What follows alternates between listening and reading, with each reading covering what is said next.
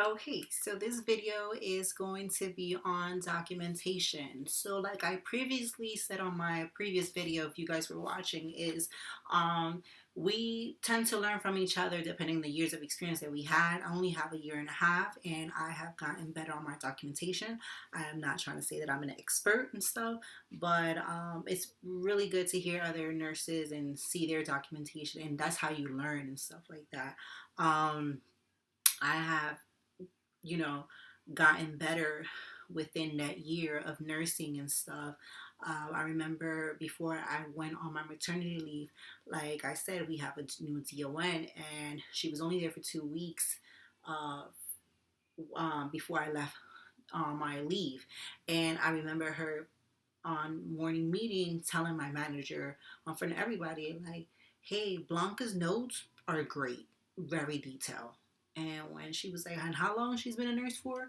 And my manager was like, only a year and some change. And she's like, wow, she's really good. Please go back and let her know that. And, it's really good to hear that positive feedback from from the people that you work with and stuff like that. It motivates you even more. It makes you feel like, you know what, people appreciate what I do, and they also see that I'm doing something good. And it's also, like I said, it's always good to receive that positive feedback from somebody. It doesn't hurt to do that, especially um, knowing that from where I came in the nursing field within that year, our previous uh, director wasn't very vocal on that. I'm not trying to say that's a flaw of hers. That's probably just the way she operated and stuff like that. She wanted us to have thick skin. And you know what they say in the nursing world, you have to have thick skin. So with her, I learned that and stuff. But yeah, with this new one, she definitely gives you a lot of feedback. And it can be good and bad, but it's very appreciated on my side. I know a lot of the nurses in there appreciate that because, again, she's a very knowledgeable woman with 20 plus years of experience, and we know that she comes from a good place of heart, when she comes to give us some good feedback and stuff. So yeah, let me just jump right into it and stuff. So I learned my documentation through these books.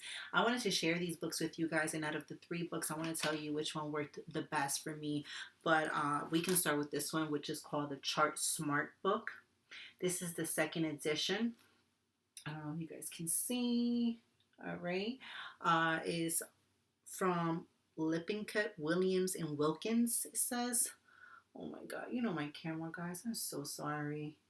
So this is it has a lot of documentation, short versions of IVs, IV flow sheet, what else? Drugs, illegal drugs, and stuff like that. Like drug administration and all that. And like it says, A through Z. On alphabetical order of what you probably will see in the nursing world will be in this book. I haven't thoroughly read this book, but I have opened it. It's like my little dictionary if I need to be a little bit more detailed, or I want to compare notes with these books and stuff like that. And so then the newest one is Document Smart, and again, the A to Z Guide to Better Nursing Documentation. This is the 4th edition. Uh, Pretty good book too, as well. It's basically sort of the same to this one. Sort of the same. I'm not gonna lie. This one is of course more expensive because it came out. I believe it came out last year or the year before. I know that my husband bought it for me the year that it came out, so I thought that it was gonna give me more stuff, but it's literally almost the same and stuff. And then I have this little book here, Nursing Notes, 2nd edition, 100 plus common nursing documentation and communication templates. Love this book. Out of these 3, this is my favorite book. This book, and it's so small, as you guys can see. I literally carry this in my nursing bag. I put this in my little pouch where I have my pens and stuff. And this is where this book goes. And this book literally comes with me when I'm ready to sit down and document on my patients at towards the end of my shift. This is the book that I rely on most of the time. I really don't look into this book anymore as much. But when there's this new, when there's something that I'm doing and I sometimes forget like how to document on the IV site. I will go to here and I will read it and then put it into my own words and stuff like that. Another good way is to also look at other nurses' notes, other nurses at your job, and look at their notes and stuff like that. You tend to know who is writing the right note and who is well educated on writing this note. Not you. There are nurses who they just writing and they just don't make sense and stuff like that. Or by looking at them their work ethic, like, okay, I'm not, no, I don't even want to look at your notes and learn anything from your notes, So I've learned throughout the months in that facility. I met with a lot of smart, very educated nurses, that I was able to look at their notes and get some tips on theirs, and that's how I've gotten better with my documentation. And you know what they say is very good to be to be detailed, but not as detailed. Because this is like a document that can be used against you or in court. So it's very good against you or to protect you as well. In case of anything of wrongful death or something like that, this note is going to protect you or harm you if sometimes you go the left on the total opposite of the documentation and stuff. So that's what they say. It's always so good to be as accurate and not to put some false information into your documentation. So anyways, so let's talk more about this. When it comes to documentation, it's very good to tell a story, right? And tell the story from the beginning to the end. And it's so important for your documentation to flow. That's how I look at my documentation. I tell a story, I give you a narrative. It's like painting a picture but with words, Like I'm gonna give you some examples, and I want you guys to think about it and listen to what I'm saying and stuff. Close your eyes, but just picturing how the patient is and how he or she was throughout the day, okay? So anyways, let's say patient with a Foley catheter. All right. So I have a patient with a Foley catheter. I work 7 to 3 shift. And the way I will start to know is, let's say I received her laying in bed today, right? So my note will start with resident received and laying in bed. She is alert with confusion, able to verbalize her needs. Okay. Why do I say that? Well, my patient is confused, right? This is what I'm telling you. She is alert, meaning that if I speak to her and I say, hi, Ashley, and hi, good morning, Ashley. And she turns around and she's like, good morning, Blanca, how are you? Or good morning. She doesn't even have to say my name, but good morning. She is alert to her name, but when it comes to confusion, she doesn't really know where she's at. She's probably on psych meds for behavior problems and stuff like that. She can be bipolar and stuff. So my patient, shows signs of confusion, but she's able to verbalize her needs. So she's able to tell me, hey, I'm having pain in my stomach. I'm hungry. She's aware of her surroundings and stuff. Like she knows that she's in bed and stuff like that. But there's times where she can be confused, where I have to redirect her. So anyways, that's why I start my documentation on where did I find this patient. Or I can come in the room in the morning and find my patient sitting up on their wheelchair. So then I will start my note as resident received sitting up in wheelchair. Okay? And always put what is their alertness. Okay? So it can be alert oriented times 3.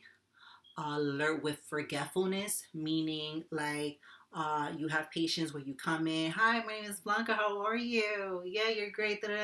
30 minutes, you be like, oh, you ate your breakfast, yeah. Then 30 minutes or an hour later, you come back and you're like, hey, how are you? How was your breakfast? And then they come and tell you, what do you mean? I didn't have breakfast. Okay, that's a sign for you to know that your patient is forgetful, So it's just little things. So yeah, always when you document how you found your patient, what is their alertness, blah, blah, blah. Okay. So again, resident receives in bed, alert with confusion, able to verbalize her needs. She has no complaints of pain or discomfort this shift. She took all her medications and tolerated them well. Or I say all meds given and tolerated well. What else did I say it without? No. Oh, she consumed. I always put percentages. If we're, if I see the percent, I shouldn't say I always. I try to put how much percentage that they eat of they consume of their food if I see them with my own eyes. So then I would say resident consume 50% of breakfast and 75% of lunch, or sometimes I will put resident consume 50 to 75% of meals this shift and stuff. Comma. Um, what else I would put? Resident presents with Foley Catheter. Sometimes I will put what is the measurement of the balloon, so like 14 French in place. Uh, Urine draining clear and yellow. Uh, then I put the volume of how much urine output for the day she has. It can be 500 cc's and stuff. Patient does not has no complaints of discomfort. Abdomen is soft and non-distended, right? Because she has a Foley catheter on. You're going to do some type of assessment on this patient and stuff, especially when they have these catheters in and stuff. If your patient is alluring oriented, it's very good to ask them if they have a Foley catheter. Do you have any pain when peeing, any burning, symptoms of UTI and stuff? Some patients can let you know, like, oh my god, I'm having a lot of discomfort in my abdomen, my lower abdomen and stuff like that, or it burns when I pee and stuff. So it's very, or sometimes you can see that there is blood in the urine and stuff, and you want to document that in your notes and stuff. So yeah, if she went to physical therapy, you also want to say that patient is attending physical therapy, no complaints during physical therapy and stuff like that. Give me one second. Sorry, that was my husband again. So yeah, so sorry, because I'm trying to think of how I write my notes like on a flow. Give me one second. Let me see something. Okay. So again, resident received in bed. She is alert oriented ×3 or alert or confusion, able to verbalize her needs. No complaints of pain or discomfort this shift. All due meds given and tolerated well. Resident presents with Foley catheter in place. Urine draining clear and yellow. No complaints of discomfort to the abdomen. Abdomen is soft and non-distended. Total volume is 400 cc this shift. Resident consume 50 to 75% of meals. PT in progress. Resident left in room, sitting in wheelchair with coli by her side. Always say that the coli is by their side. You know what I'm saying? Make sure that their coli is by their side and stuff like that. Or if it's one of those patients who are like your wanderers and stuff like that, those are the patients that you kind of want to make sure that they have their wander girl on. Sometimes you have orders for that patient to be sitting by the nurse's station. You want to put that on your notes and stuff like that. So that's for a patient. Going back to my original documentation, to my first patient with the Foley catheter, that's for a patient with a Foley catheter. So let's say a patient going to dialysis, right? How do we document in my facility about a patient who's going to dialysis? So what I say is, again, resident received sitting up in wheelchair. He is alert and oriented ×3. No complaints of pain or discomfort this shift. All due meds given and tolerated well. Resident presents with a AV shunt to left upper arm. Positive for bruit/thrill. That's what I write. Sometimes my patient can have a permacath, right? So the AV shunt could be to the left upper arm, and he can also have a permacath to the right chest. So then I will also put right permacath to right upper chest. No signs of infection or bleeding to dressing, or I would say permacath dressing intact to right upper chest. No signs of bleeding or infection to site. Okay. That's just, for dialysis patients, you want to be checking their sites, especially their permacaths, to see if there is any infection or bleeding to that dressing. All right. That's very important, especially if they're bleeding. You want to definitely check in there and see if the port is dislodged, because if it is, that patient is going straight to the hospital, for them to reinsert that catheter back in and stuff like that. That's very, very, very important to know and document as well and stuff like this. Of course, you're gonna let your doctor know, and they'll let you know what to do after that and stuff like that. It's very important to check your AV shunt for bruit. And for the thrill and stuff like that, very, very important, and also to put that into your documentation and stuff like that. So again, I already documented on the AV shunt in the permacath. I'll resident consume, let's say if my patient is leaving in the morning to dialysis around 10 in the morning, then I would say resident consume 25% of his breakfast, or resident ate breakfast this morning, but I won't say the percentage because I don't know how much he ate, but I know that he ate his breakfast. You understand what I'm saying? So then, of course, if you didn't see it, you don't document it. You don't document the percentage of food. But if you see your patient eating breakfast, then of course you can document that and stuff like that. Very important to say that, because when these patients go out for dialysis, remember they are filtering their blood for hours. So these patients are not eating, and they can become dizzy and stuff like that. It's also very important. Sometimes dialysis calls you to find out what kind of medications you gave these patients. One of the medications that they like for you to hold is their blood pressure medications and stuff like that. And their sugar medications. Because remember, when they're filtering this, they're taking all the waste product out of the blood and stuff like that. So your blood pressure tends to drop, as well as your sugars and stuff like that. So that's why it's very important to know what you're giving your patient, especially your dialysis patients. Another very important thing about dialysis patients is that they are on fluid restriction. And a lot of my patients are like so thirsty. They want sodas. They always try to eat all the junk that they can.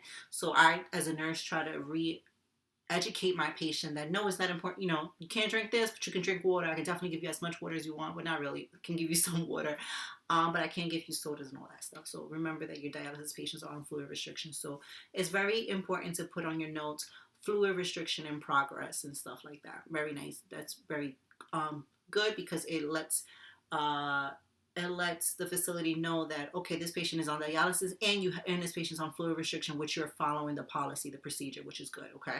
So anyways, we talk about the AV shunt. We talked about the patient's on fluid restriction. I always say fluid restriction in progress. I also put droplet precautions in progress. Why do I say that? We're in COVID season. Okay, these patients are leaving the facility and they're returning back. So I don't know if every facility is like this, but they should, right? These patients should be on some type of precautions and stuff like that. And as a nurse, you should be following the precautions and stuff like that, because these patients are leaving the facility. They can catch COVID and come back, right? So we tend to have our dialysis patients by themselves, or in my facility, we put our dialysis patients together in the room. Okay? Okay, great. Oh yeah, acting like I'm talking to you guys and you guys are responding back to me. Okay. Anyways, so again, resident received upsetting in chair. He's a learner oriented ×3. No complaints of pain or discomfort this shift. All due meds given and tolerated well. AV shunt to the left upper arm with positive bruit/thrill. Permacat dressing to the right upper chest intact with no signs of infection or bleeding. Fluid restriction in place. Resident consumed breakfast this morning. Resident picked up by 2 EMTs via stretcher with mask on. Dialysis form given to patient. That's it. And your patient goes on. Okay. Oh, I say, and droplet precautions maintained. You know what I'm saying? You can put that at the end. Very important to say that and stuff like that. Then let's say the patient came back from dialysis. Okay. Resident returned from dialysis at 2 o'clock in the afternoon, at 2 p.m. Resident transported by 1 EMT via stretcher, or two EMTs via stretcher with mask on. He is a learner-oriented ×3. No new orders given by dialysis. AV shunt to left upper arm with positive bruise/thrill. Permacat to dress into right upper chest intact with no signs of bleeding or infection. All due meds given and tolerated well. Lunch was put to the side for lunch given to patient. Droplet precautions in place. And I already said no new orders given. I'll tell you why I say no new orders given by dialysis. Resident now in room, sitting up in bed, eating lunch. Call bell by his side. Will continue to monitor. Bam. Okay. Why do we say no new orders given by dialysis? Sometimes dialysis will send you with an order. Let's say, oh, decrease his blood pressure, or increase his blood pressure, or put him on this medication, or patients going for to see a vascular surgeon next week and stuff like that. So sometimes dialysis keeps you updated. Or patient had this type of blood work. Let's say if we're looking at his hematocrit and stuff like that, they'll send us their blood work and be like, oh, hematocrit was low. That you give them their medication and stuff like that. And you want to note exactly what the dialysis place said to you, and what was your action to that when you spoke to the doctor, and what the doctor said, whatever and stuff. So that is for dialysis patients. So most of the time my dialysis patients come with no orders from dialysis, and I will put no new orders given by dialysis. I'm like that. I'm very detailed in what I do and stuff like that, because again, this is a document, this is a paper that is going to protect me in case of anything and stuff like that. So I try to be as detailed as possible, just knowing my ways too, not to be too detailed, because you just never know, if I don't need to put that information, some information, and then I'm not going to do it. Why not, what else? Let's say a patient is on a psych med, right? And you're documenting on this patient for 10 days. When they're on psych meds in my facility, we document for 10 days on these patients. So what we say, psych med change, let's say we change this medication, right? So I will put psych med change day 1 out of 10. Increase in Zoloft 25 milligrams once daily, comma, no behaviors noted this shift. Resident is stable.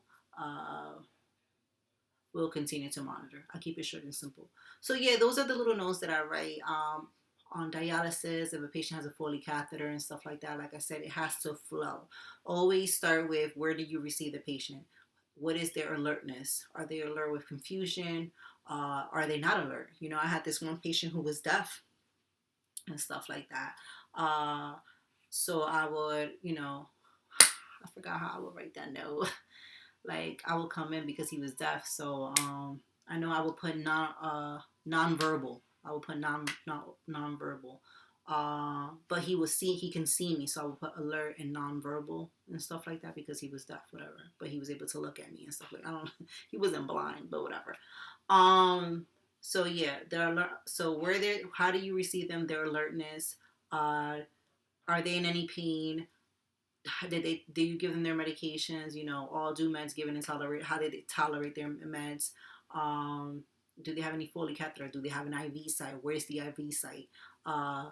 What is, did you assess the IV? Sometimes, when you're assessing an IV, it's good to see, touching their skin. Is it warm, infiltrated, phlebitis, and stuff like that?